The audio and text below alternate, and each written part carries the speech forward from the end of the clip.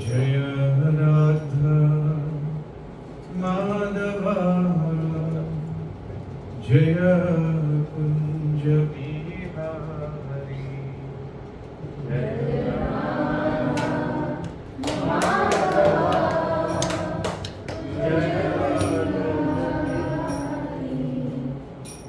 जय राधा माधवा जय कुंज बिहारी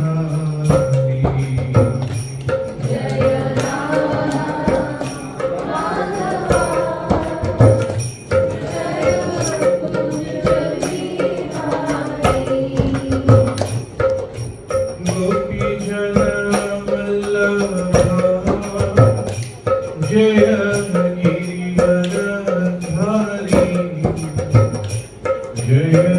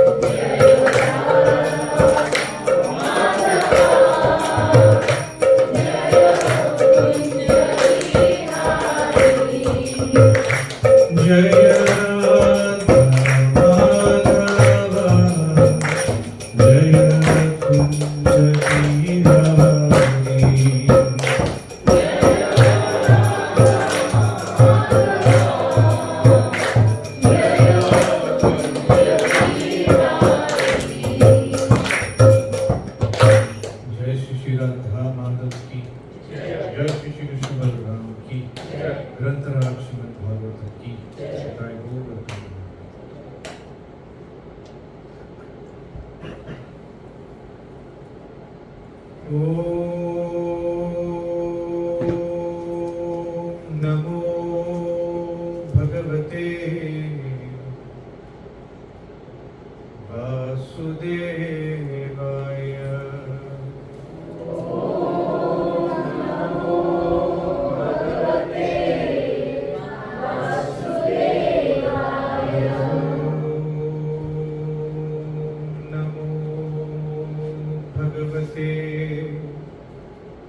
वासुदेवाय।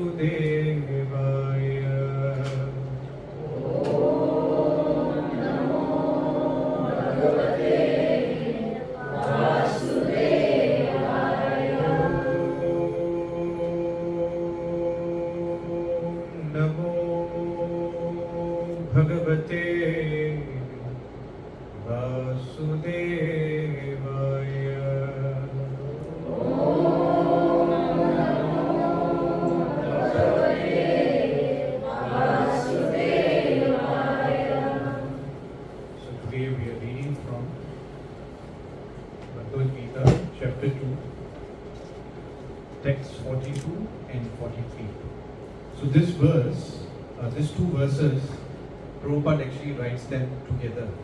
He combines them and he writes a single translation and he writes a single purport. So let us look at the verse. Yamima pushpitam vacham pravadanti avipashchitaha Vedavadarata partha Nanyatastiti vadinaha Yamimam pushpitam vacham Pravadanti avipashchitaha Vedavadarata partha Nanyatastiti vadinaha Kamatmana swargapara Janma karma phala Kriya vishesha bahula Bhuveshwarya gatim prati Kamatmana swargapara Janma karma phala Kriya vishesha bahula Bhuveshwarya gatim prati. Anyone wants to chant?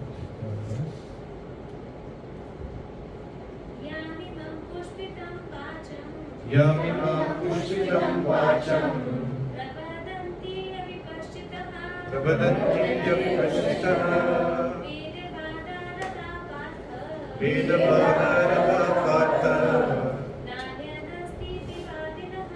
Nanyatastiti vadinaha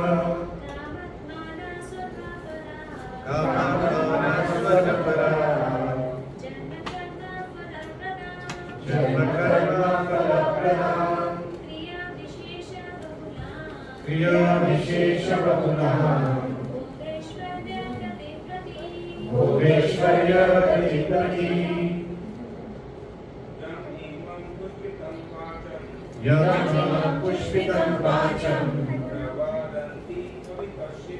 Pravadanti avipashchitaha Vedavadarata partha Nanyatastiti vadinaha Kamatmana swargapara Janma karma phala Kriya vishesha bahula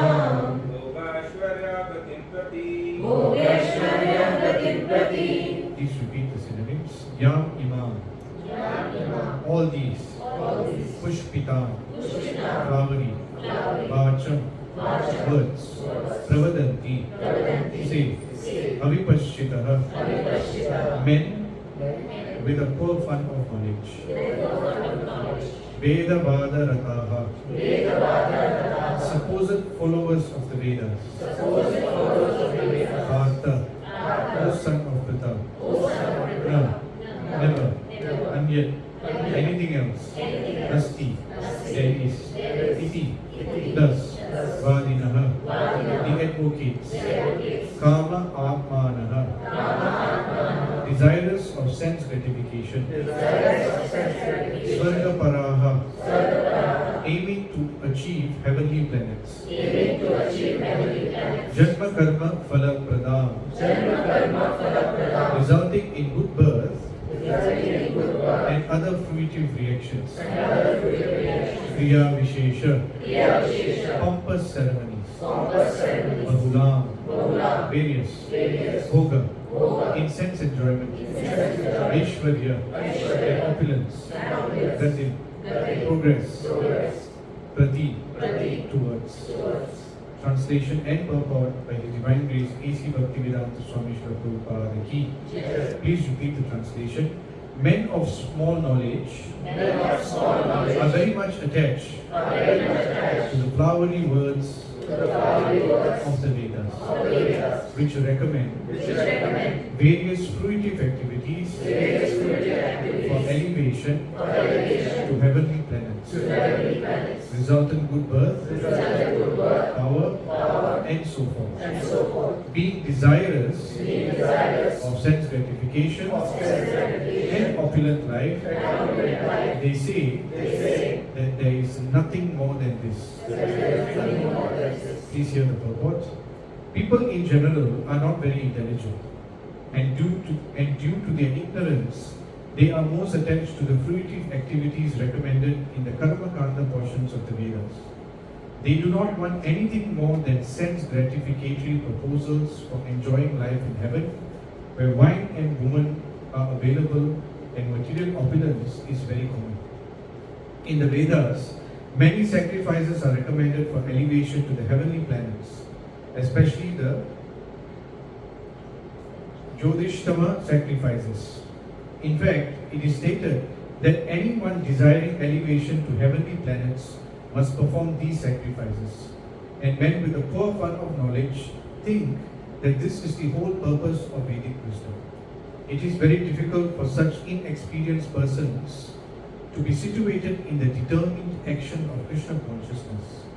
As fools are attached to the flowers of poisonous trees without knowing the results of such attractions, unenlightened men are similarly attracted by such heavenly opulence and the sense enjoyment thereof. In the Karma Kanda section of the Vedas, it is said, Apamasu, Mam Amrita, Abhuma, and Akshayam Have Chaturmasya Yajinaha Sukritam Bhavati. In other words, those who perform the 4-month penances become eligible to drink the somaras beverages to become immortal and happy forever. Even on this earth, some are very eager to have somaras, to become strong and fit, to enjoy sense gratifications. Such persons have no faith in liberation from material bondage, and they are very much attached to the pompous ceremonies of Vedic sacrifices. Very important point. Such persons have no faith in liberation from material bondage, and they are very much attached to the pompous ceremonies of Vedic sacrifices. They are generally sensual, and they do not want anything other than the heavenly pleasures of life. It is understood that there are gardens called Nandana Kanana, in which there is good opportunity for association with angelic, beautiful women and having a profuse supply of somaras wine. Such bodily happiness is certainly sensual. Therefore, there are those who are purely attached to such material, temporary happiness as lords of the material world. Om Ajnanatinirandasya Jnananjana Shalakaya Chakshuru Unmilitam Yena Tasmai Shri Gurave Namaha. So Hare Krishna Prabhus, Hare Krishna Mataji's. Very quiet. Hare Krishna Prabhus, Hare Krishna Mataji's. Yes. It's so nice to be here. This is the first time I'm coming here. And really, Prabhu, I must comment that I really get the vibe of a temple. The moment I entered the house, when I saw the deities, and when you see how the house is kept so neat, so clean, so tidy, it really reminds you of the temple. So it's so nice being here with all of you. Thank you for coming this evening. Today, we are looking at a very important verse in Bhagavad Gita. Bhagavad Gita is what spiritual life or religious life is supposed to be. Anything that you understand outside Bhagavad Gita about spiritual life is technically not spiritual life. This verse tells us that we may read the Vedas, we may be Hindus, we may read Mahabharata, we may read Ramayana, and we may understand so many concepts from Mahabharata, Ramayana, Vedas. But living entities are attached to what you call sense gratification. Meaning to say, we always want to enjoy. When we read a book, say Harry Potter, right? Children are here. How many of you have read Harry Potter? Right? All of you, even adults, have read Harry Potter. Why do we need Harry Potter? It's very fancy, like the filtering ones. Yes, very nice. How many of you read Harry Potter to do well in exams? No one, right? No one raises their hands. So when we read Harry Potter, we want some enjoyment. How many of you have read Lord of the Rings? Not really. Oh, she has read Lord of the Rings. Did you read Lord of the Rings to do well in exams? No. We read Lord of the Rings to enjoy. Right? So when we approach Mahabharata, Ramayana, Vedas, we go with the same concept. What is it in there for me where I can still continue my enjoyment? Mahabharata says that there was argument in the house of Pandavas and Kauravas. They are arguing why I must keep quiet in the house. I will also scream and shout. Right? These great devotees, they are doing it. I will do it. Ramayana, there was intrigue around him like this. He sent Sita away. Right? Sita had to walk on fire. So maybe the men may think that if Ram did that, why I must be with my wife? It's okay. Right? So like that, when we look at scripture, immediately we are reminded of our own sense gratification. We are reminded of our own agendas. And when we read that, we'll pick up something that suits our agenda. And that is why here, Krishna is warning Arjuna, Yam imam pushpitam vacham pravadanti avipaschitaha. He says that these words of the Vedas, Arjuna, when you read them, please be very careful. Because 90% of the Vedas is actually centered towards sense gratification. It is. It may be a religious book or a spiritual book, but it drives us to sense gratification. Only 10% of the Vedas is actually spiritual knowledge. And that is why Bhagavad Gita is the cream. If you churn milk, what do you get? You get cream, you get butter, and that is actually what we want. So same way, when you churn the Vedas, what you get is actually the Bhagavad Gita. And that is where Krishna is saying, you can ignore, you can choose to ignore what is there in 90% of the Vedas and come to the point where you are taught to push the boundaries. This is very important point. This whole verse speaks about Nanyat Anyat Astiti Vadinaha. What people generally say is that this is the be all and end all. What is mentioned in the Veda is everything. And I will not look beyond it. And I will read only the first 90% of the Vedas. And what generally people say, that they get into their what you call comfort zones. When we get into our comfort zones, even in our own jobs, what do our bosses tell us? Don't get into your comfort zone. Right? You have to push the boundaries, you have to get your sales figures. If you hit a 2 million target this year, right? We must be dreaming if our boss is going to set us a 1 million target, right? Or even a 2 million target. Next year, naturally it will double. Same concept, Krishna is telling Arjuna. Nanyat astiti vadinaha. Arjuna, do not think, do not get into your comfort zone and think that this is the be all and end all. Because what was Arjuna saying? I've read in the Vedas that I cannot kill anyone, I cannot engage in war, I must be very silent. So I will not do all this. So Krishna is telling Arjuna, that is the 90% Arjuna. You have not read the 10%. And what does the 10% say?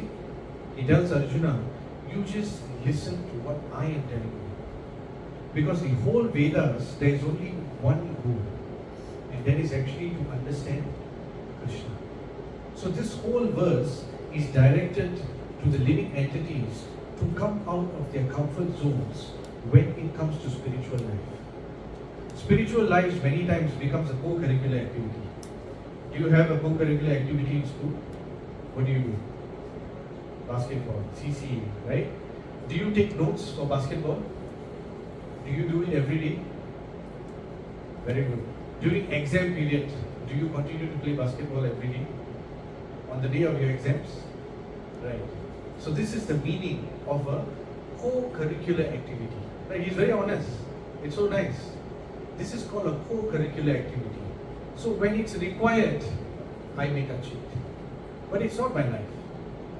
Family is life, work is life, parents are life, children are life. But Krishna, it's okay. Right? As it is, I'm not surviving because of him. I'm surviving because of my wife, because of my job, because of the water that flows in the tap. The best example is the water in the tap, especially in Singapore. Right? I was born and bred, I grew up in Singapore, and my concept is if I switch on the tap, the water has to come out. Right? So I never grew up with a concept that God was giving me water. My concept was as long as I can pay my bill, I will have water. So where was Krishna in the equation? Because in Singapore I've never encountered drought. As it is, we're getting water from the neighbors. Now we're trying to purify some water. Right? So we are trying to become self-sufficient. But we ask ourselves this question. Just imagine it stops raining in this region. Even if you pay your PUB bill, if there's no water in the tank, it will not come. Those who live in the village may understand this concept. Because for them, if there's no rain, there's no water. But here, because we live in a city, as long as I switch on the tap, there is water. So what happens is, we become attached to the concept that there is no superior being. And when we are attached to only the surface of the Vedas, we start to believe, if I conduct some puja, I should be able to be happy. This is the meaning of Kriya Vishesha. This word for word equivalence in Bhagavad Gita is very important. Every word has a meaning. Kriya Vishesha means pompous ceremonies. We are very attracted to pompous ceremonies. If anything is given to us very simply, we find it very difficult to accept. If we go and attend a course and they tell us you have to pay $1,000, if we pay the $1,000, how many of us will skip the session? Even if we are dying, we would go for the session. Why? Because we paid the $1,000. But if anyone were to come and tell us, like Sumit Prabhu, we may think that, he's not saying. He's saying that you come to my house, everything is free. I'll give you food, I'll give you the highest philosophy. And sometimes on Sunday, if we feel, actually it's only free, and I know Sumit Prabhu, right? I don't need to pay money. Today I have something on. So I will not go. Kriya Vishesha Bahula. Like he honestly said, it is a co-curricular activity. Because it's free. I switch on the tap, there's water. My children are studying well. My husband is bringing back some money, or husband meeting. My wife is also doing well, bringing back money. Why I need Krishna? This Sunday I can skip. Because tomorrow morning, the water is still coming. I still have water. I still have food. So we push Krishna to a corner. And this is the meaning of this verse. Going into our comfort zones. Nanyat astiti vadinaha. Beyond the remit of my family, beyond the remit of my children's education, beyond the remit of my societal status, there is nothing more than this. There is nothing more than this. Arjuna was also thinking like that until he reached the battlefield. Now we are very comfortable. Air condition is switched on. We all get to go home. Right? Tomorrow children are going to go to school. But if you just go to some of the neighboring countries, they actually don't have this experience. If now you go to Israel, if you go to Gaza, the children or their parents are not thinking what grade the child will get in exams. This is what is storming the parents' minds in Singapore. Which school they will go to, how much grades they will get, what is my next increment. They are not thinking of that. Their thought is, when I wake up tomorrow, Will my children be alive? Will I get food? That is what they are thinking of. But because we are so far removed from them, and the most when we watch the news, we will think that very poor thing. But next morning, we completely forget about that. But we all reach that point in our life. For them, it may be a war. But we all know in our lives that family life itself is a war. We may be very well acquainted, very peaceful, maybe in our immediate family. But somebody will be there in our family who doesn't like us. Someone in our family will be playing politics. If they don't play politics, we will play politics. Right? Somebody will do it. And family life itself becomes a war. This whole Kurukshetra battle was not between strangers. It was between family members. We must note this very carefully. It was between family members. So when there is crunch time, then we understand the realities of life. Then we understand it. When we buy our children very nice gifts, very nice games, they will like it very much. Right, children, you all agree? But let's say the child does not do well in the exam, and the child is coming back home. Will the child be thinking of the game that the parent bought? What will the child be thinking? What will my parents think? What they are going to say? Immediately, anything that is there for them to enjoy, they will forget. Because why? They are now in trouble.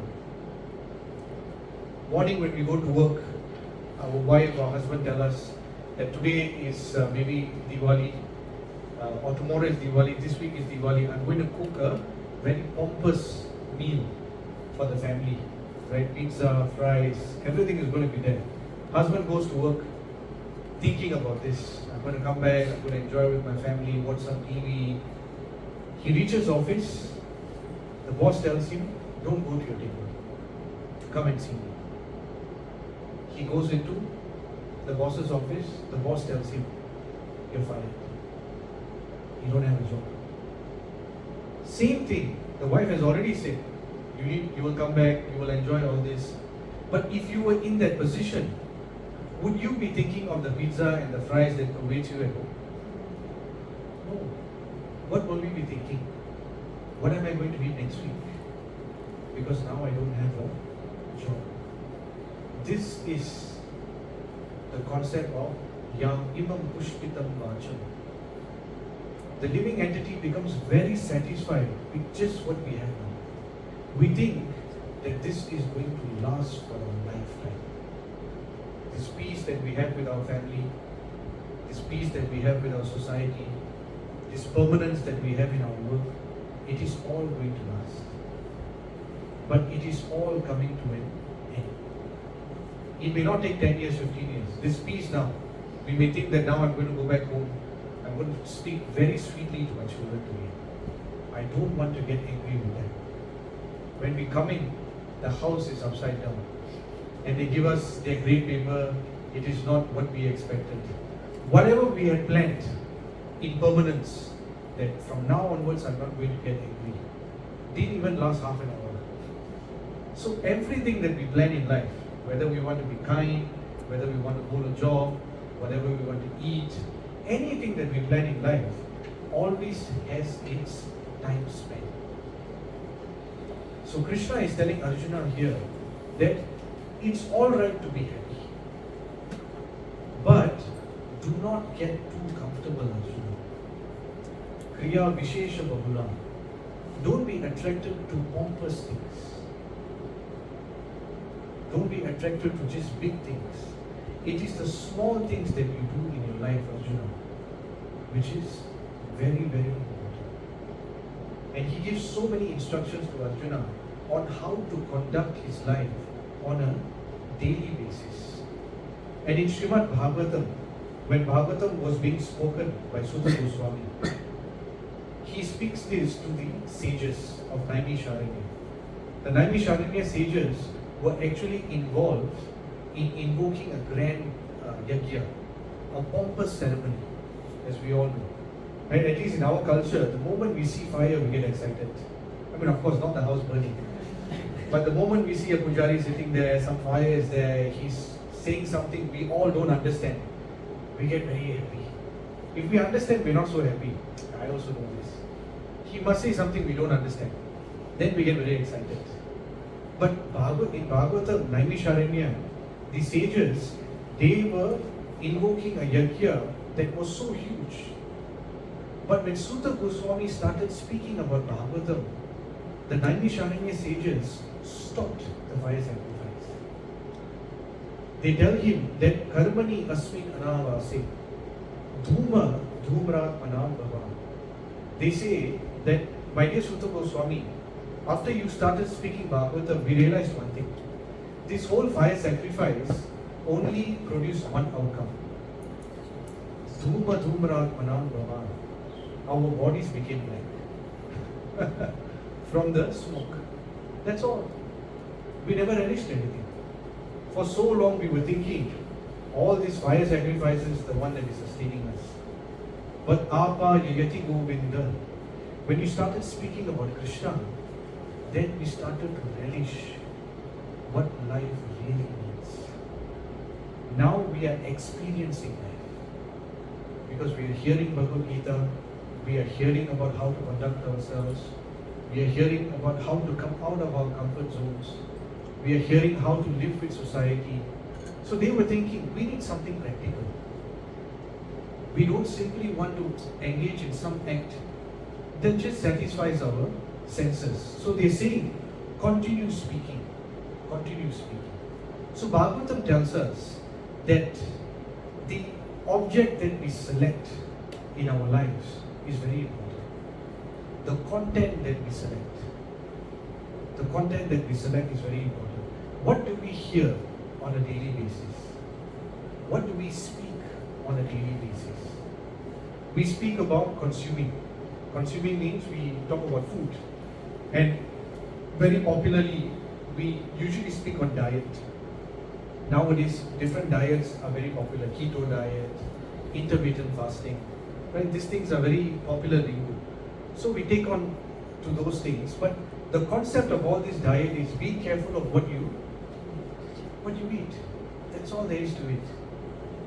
And it is only for the stomach. But the amount of attention we give to what we eat and put into the stomach, largely the living entities do not give attention to what they put into their minds. So we are very careful not to get a stomach diarrhea. But we don't take care that we have a mental diarrhea. We put everything inside. Just imagine we eat a pizza, we eat fries, we drink fizzy drinks, and then we take chili, and then we go to sleep. Next morning what happens? Stomach upset. We cannot blame anyone. The reaction takes place, and what comes out? Is it palatable? It's not. We want to flush it immediately. Same thing. When we put in anything and everything into our mind, the output is what we speak to another person. The output is how we react to another person. Anger, harsh words. We cannot control it because we have already consumed things which are actually not meant to be in the mind. But unlike in the toilet we can flush, when words go out, you cannot flush it. Because the person who has received the words, he will not flush it, or she will not flush it. He or she will retain it. So our relationships and the circumstances we are in does not begin by reading a book. It actually begins from what we consume on a daily basis. So are we consuming yam imam pushpitam bhajam, or are we consuming what Krishna is speaking to us in Bhagavad Gita? What is the content that we're looking at? It's very, very important. Those days when we used to read, right? We used to take at least 1 week to consume a book. Right? 2, 3 days, 4 days. Now we can read a book in 15 minutes. We used to write summaries of book in school. Now there is a summary of the summary. They give you an app, they say that we have summarized the summary of the book. And you will understand the content of this book in 5 minutes if you subscribe to my app. And the moment we read it, we think that we have understood the entire concept of what is in the book. Have you seen? Nowadays we get forwarded messages in WhatsApp. And sometimes they send scientific concepts, Ayurvedic concepts, medical concepts. And you will find there are some people, after they read the forwarded messages, they will come to you and speak as though they have done 4 years of medicine school. Ayurveda is like this, it's like that. It's the doshas in your body. And then you ask them, how did you know this? WhatsApp forwarded message. See? This is how the trajectory of our lives are coming into. Pompous. The moment we think we have 5 minutes of knowledge here and there, we think that we can conduct our lives in this way. Krishna is saying, be very careful, Arjuna. Yamnima pushpitam vacha pravadanti avipaschitaha. What you are putting into your mind, please restrain. What you are speaking, you have to restrain. There must be some tap to control it. And when there is no tap to control it, what happens? Shota Vyadini Rajendra. Nirna Santi Sahasrashaha. There are millions of topics that we can consume. When we wake up in the morning, what do we do nowadays? 15 years ago, we used to, first thing if I were to ask anyone, you would say, brush my teeth. Right? Or say some mantra, say some mantra, chant something. Now what do? Scroll. Immediately. Whatever happened during the night, we already know. It's in the back of our heads. So in 5 minutes, what we are consuming, we cannot control. Bhagavatam says, be careful. Nidam santi sahasrashaha. Because if we don't, apashyatam atmatattvam griheshu grihamedina. Bhagavatam tells us that if you do not control the depth, then you will not realize the purpose of life. You will not realize it. We lose that. And what happens? Nidraya hriyate nattam vivayena chavavayaha divacharte hayarajan kutumba bharanenava. Shukadev Goswami says that one who does not control the content will start giving importance to these few things. Nidraya hriyate nattam, sleeping at night, becomes very important to the person. Sleeping more than is required. Vyavayena chavavayaha. When he wakes up, what is important to him? Collect the shillings, collect the money, grow the bank balance. Divacharte haya rajan. And after working, after not getting enough rest, after working so hard, when he comes back, he wants to enjoy some union with the husband, the wife. And by doing these three things, kutumba bharanenava, the whole family becomes a burden to the person. Family life is meant to be enjoyed. But because the trajectory of our lives is simply in collecting and maintaining our family members, when we speak of children, what do we say? We must raise our children. When we tell them to study, what do we tell them? What do they say when you have to study? What do they tell you, the children? You have to study hard. Right? And now when you play, what do they say? You have to play hard. Right? Study hard, play hard. So what we do nowadays is, because we have worked so hard and we have become frustrated with life, we are wrapping it in a different way and giving it to our children. Whatever you do in life, it must be hard. You want to play also, it must be hard. You see? This is the content that we have been exposed to. And now we are exposing them to this knowledge as well. This is exactly what Krishna is telling us. So the focus becomes what? Sleeping at night. The focus becomes collecting money. And we expect our children to do the same. And the third thing is to enjoy. But family life is actually not to enjoy each other. Family life is meant to serve each other. There was one sadhu, one person asked the sadhu, I don't see you encouraging men and women to get married. Are you against marriage? The sadhu said, no, I want people to get married. But he says, but nowadays, when I look at men and women, the man wants to only enjoy the wife. And the woman wants to enjoy the husband. And no one gets married to serve each other. And that is why I do not encourage anyone to get married. He tells them that in our Vedic culture, the only concept of married life is that the husband serves the wife and the wife serves the husband. And in that way, no one is in the house to exploit each other. This is the meaning of Yam Imam Pushpitam Vacham.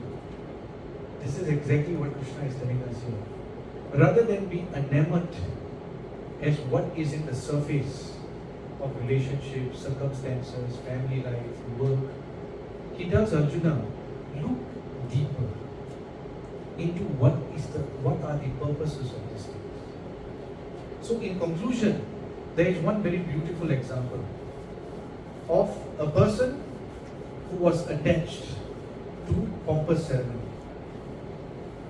And there was a person who was attached to the deeper facts of life. And these two persons were Daksha and Lord Shiva.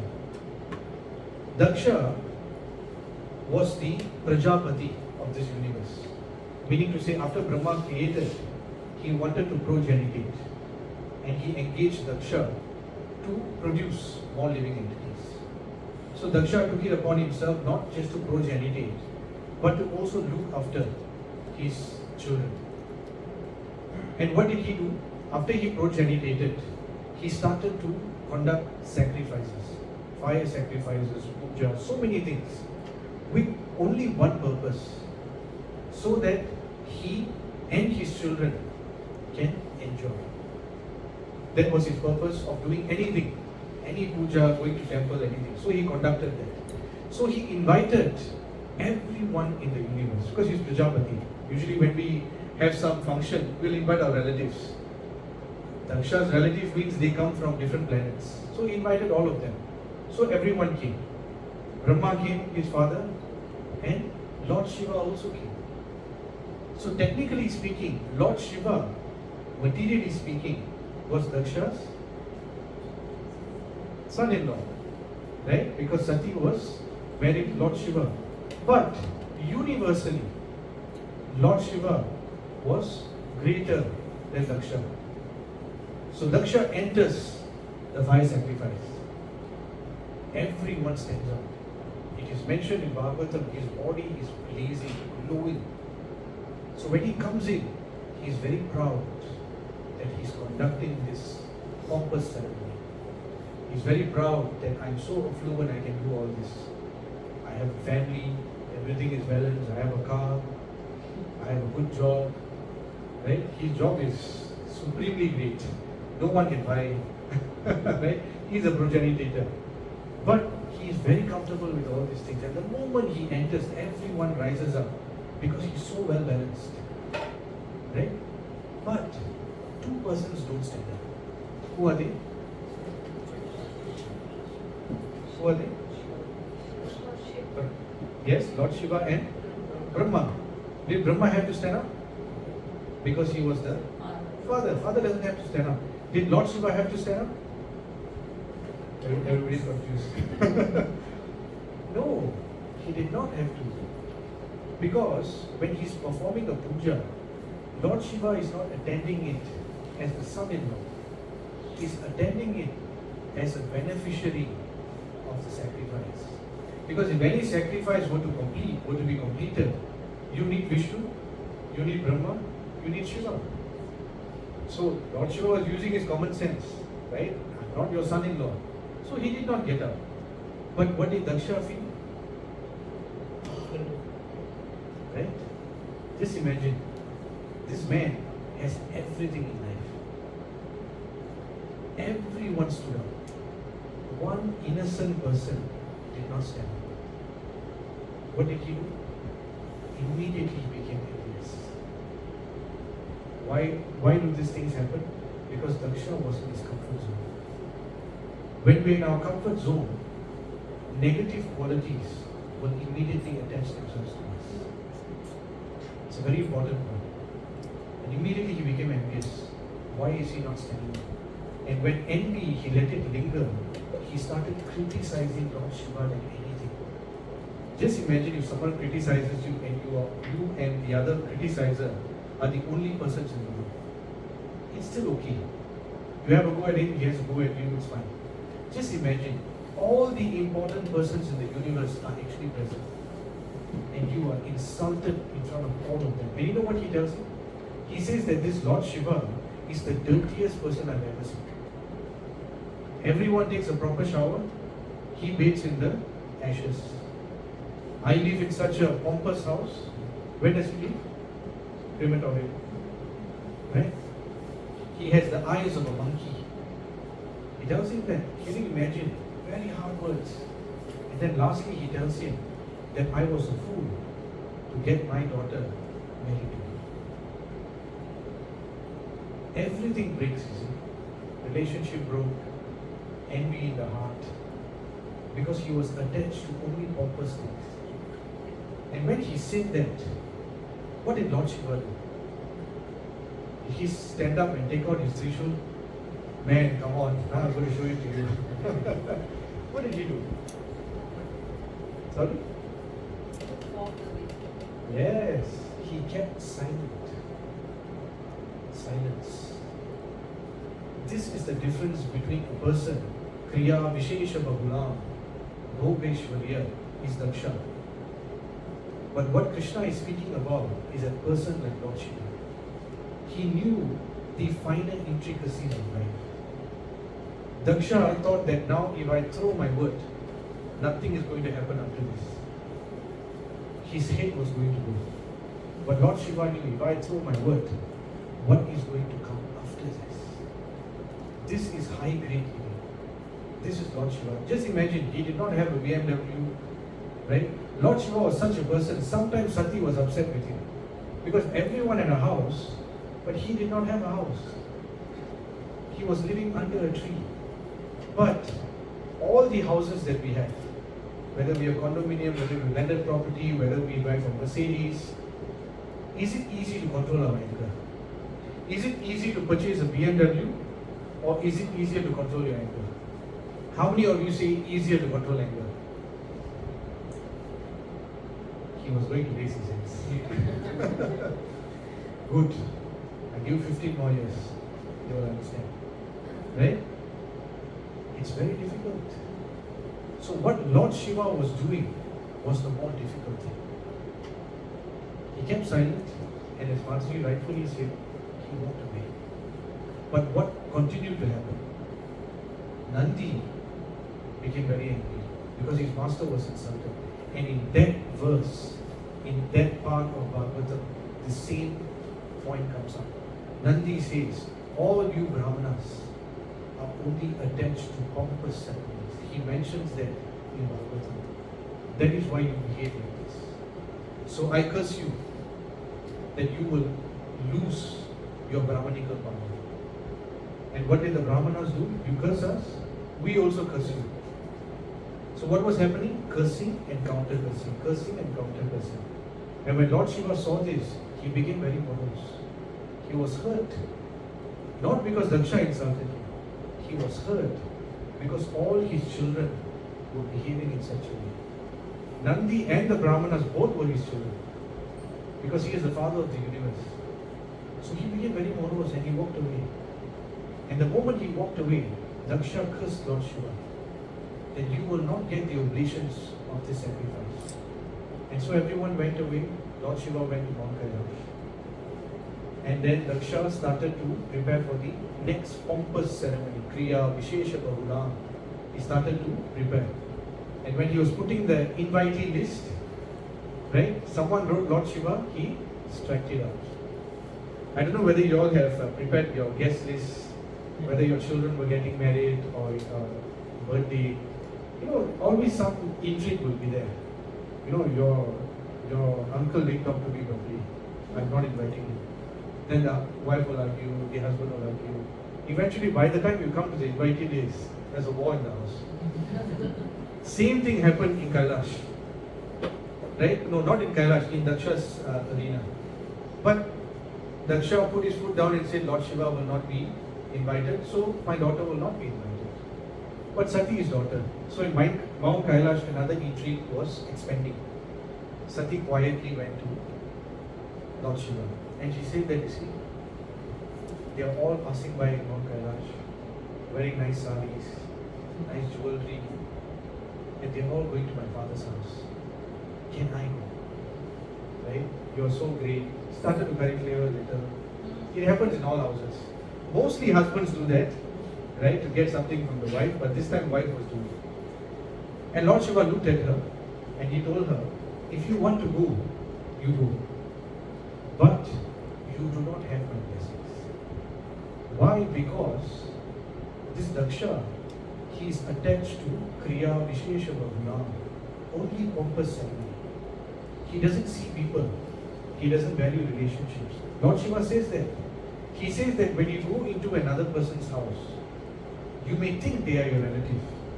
But if they speak with you in harsh words, they are not your relatives. He tells Sati this. The moment I read this, the first thing, many years ago I read this, I started thinking about all the relatives who spoke harshly to me. They are not my relatives. But fast forward 10 years, I realized one thing. Actually, the verse is for us. Do we qualify as relatives? Never mind whether they qualify. Do we qualify as relatives? So Shiva is telling Sati that his eyebrows, he was frowning. He was using harsh words. So he's not a relative. So you go, but you do not have my blessings. But know one thing. When you go there, Sati, he will not respect you. And it will not end well for you. Whatever that happens in Daksha Yajna, it will not be favorable for you. Now go. And Bhagavatam tells us that the way Sati looked at Lord Shiva, the word that is used, she almost blasted him with her vision. She was so angry. But still she got ready and she went to the Yajna. And the moment she entered, what did Daksha do? Yes, who said that? Very nice. That is the word. He ignored her. When you scold someone, the person will take it. But when you neglect someone you love, the person won't be able to take it. In our life, we have experienced this. If you're angry at someone, you scold them, they'll take it. You may be angry for some time, but when you neglect them, it's very painful. Daksha knew these signs. So what did he do? He was attached to pompous ceremony, Kriya Vishesha Bahuna, but he could not see the person in front of him, his own daughter. What is the point of doing all the pujas in our house when we cannot value the person right next to us? We can love God, but God has put our children, our spouse right beside us to test our love. If we cannot love the person we see, how can we love the person we have never seen? We cannot. So in the same way, Daksha, he was only attached to form. He was not attached to the substance. So what did he do? He neglected her. Sati became so hurt, she self-immolated herself. Just imagine. Just put yourself in Daksha's shoes. If let's say our relative, our near and dear one is jumping, what would we do?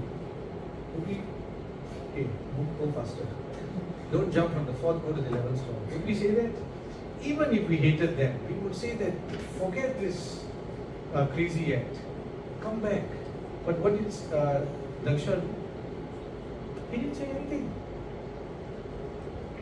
This is the attachment to pompous ceremony. His heart became very hard. And he let her commit suicide in front of him.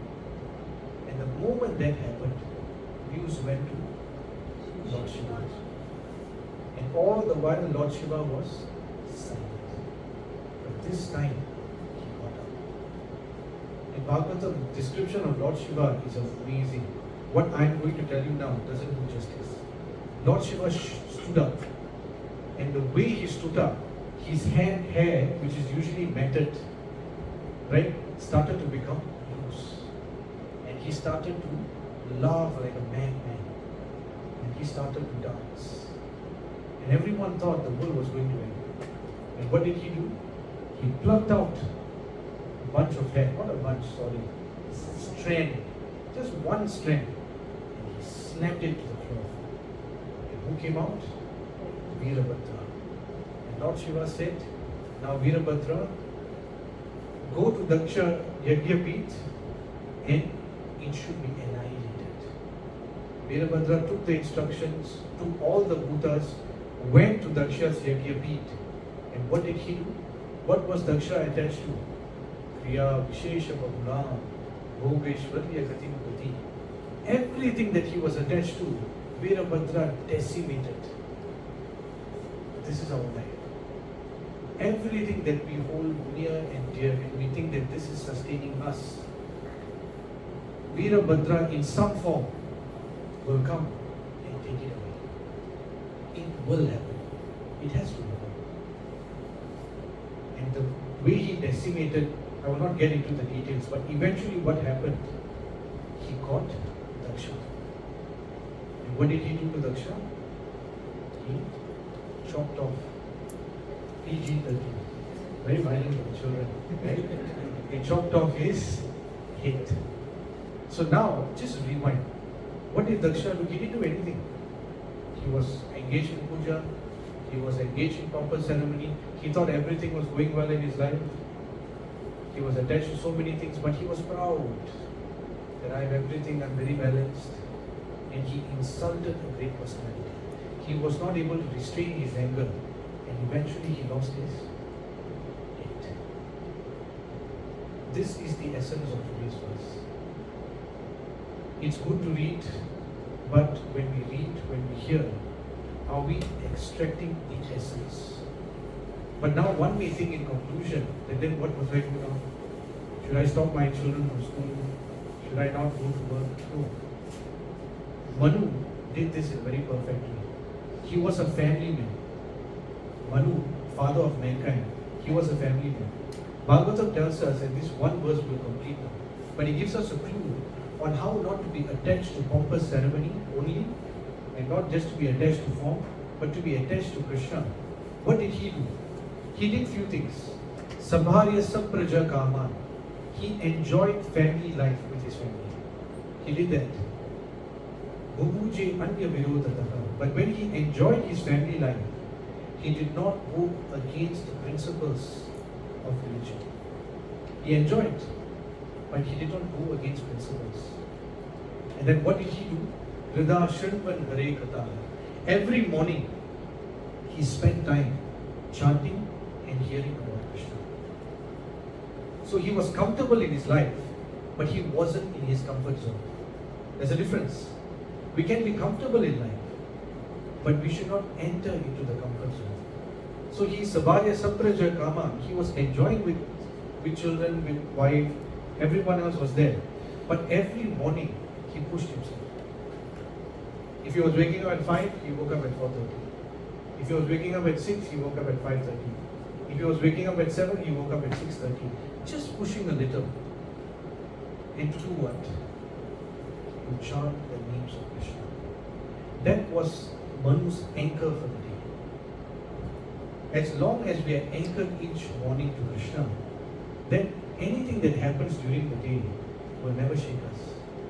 Because we are anchored. And this is exactly what happened to Lord Shiva. There were so many upheavals. Daksha was insulting him, Nandi was cursing. But you see his anchor? He never left his anchor. And that is why he managed to remain silent throughout. So that is the essence of today's verse. Today's verse simply tells us, or Krishna is telling Arjuna, that Arjuna, when you read, when you engage in life, try to go a bit deeper and do not just be attached to the form, but be attached to the purpose behind why you're doing something. Even as we are conducting even our relationships, there must be a greater purpose to everything. What is the purpose of work? What is the purpose of looking after our children? What is the purpose in them getting good grades? What is the purpose in us hitting our KPIs? Is it simply to get a better job? Is it simply to increase the shillings in our bank? We must think about it. Thank you very much for very patiently hearing. Hare Krishna. Can we ask questions or comments, anything? Anyone have any questions, comments? Please do.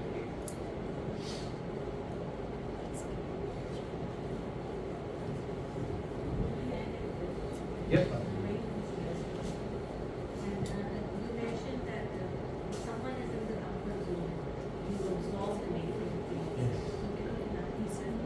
It's a very good question. I'm glad you picked that point up. When we are in our comfort zone, see, let's take for an example this mat. This mat looks very clean. But I'll tell you that Prabhu and Mataji have never washed this mat. Would you believe that?